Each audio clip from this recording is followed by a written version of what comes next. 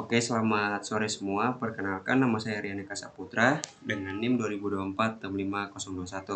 Nah, di sini saya akan membahas tentang proyek yang saya buat.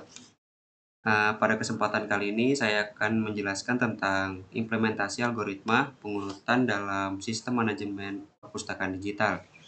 Dalam pengembangan sistem manajemen perpustakaan digital, pengurutan data buku merupakan fitur yang sangat penting dalam menggunakan algoritma pengurutan yang tepat. Nah, sistem dapat menampilkan data buku dalam urutan yang logis dan mudah diakses oleh pengguna.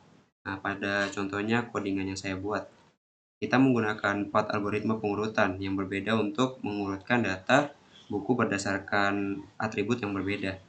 Nah, yang pertama kita mendefinisikan kelas buku seperti atribut-atribut yang saya buat ini seperti ID buku, judul, penulis, tahun, halaman, sama rating. Nah, kelas ini juga memiliki metode ROR yang digunakan untuk mempresentasikan objek buku sebagai string.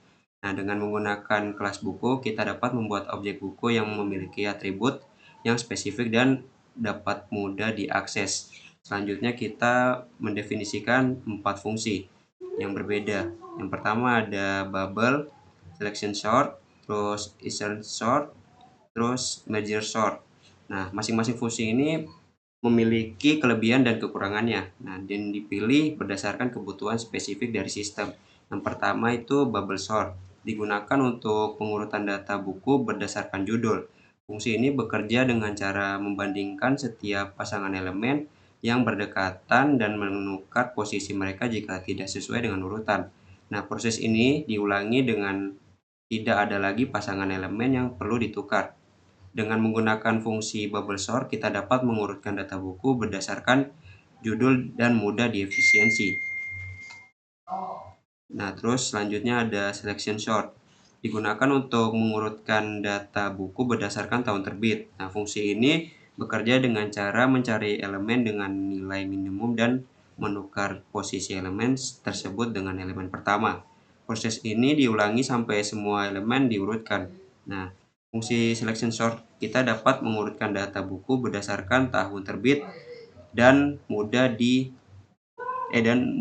dan efisien. Nah, selanjutnya insert sort digunakan untuk mengurutkan data buku berdasarkan rating. Fungsi ini bekerja dengan cara memasukkan setiap elemen ke setiap posisi yang sesuai dalam urutan yang sudah ada. Nah, proses ini diulangi sampai semua elemen telah diurutkan. Dengan menggunakan fungsi insert sort, kita dapat mengurutkan data buku berdasarkan rating dengan mudah dan efisien. Nah, selanjutnya itu merge sort digunakan untuk mengurutkan data buku berdasarkan jumlah halaman. Fungsi ini bekerja dengan cara membagi data menjadi 2 bagian dan mengurutkan masing-masing bagian secara rekursif. Proses ini diulangi sampai semua elemen telah diurutkan dengan menggunakan fungsi merge sort. Nah, kita dapat mengurutkan data buku berdasarkan jumlah halaman dengan mudah dan efisien.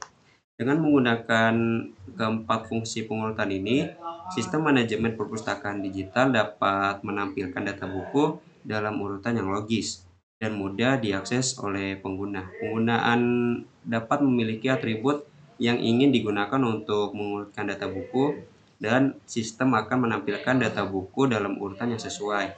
Nah, selain itu, dengan menggunakan algoritma pengurutan yang tepat, sistem dapat meningkatkan efisiensi dan kecepatan dalam mengurutkan data buku.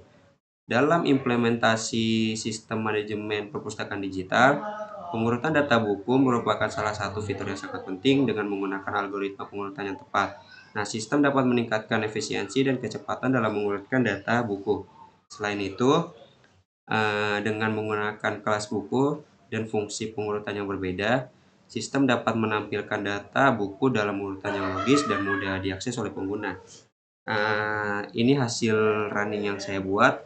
Terdapat ID buku, terus judul, penulis, tahun, jumlah halaman, sama rating. Masing-masing yang saya buat ini terdapat 6 kolom. Nah, mungkin itu saja yang dapat saya jelaskan. Terima kasih. Anjing, udah tadi kah?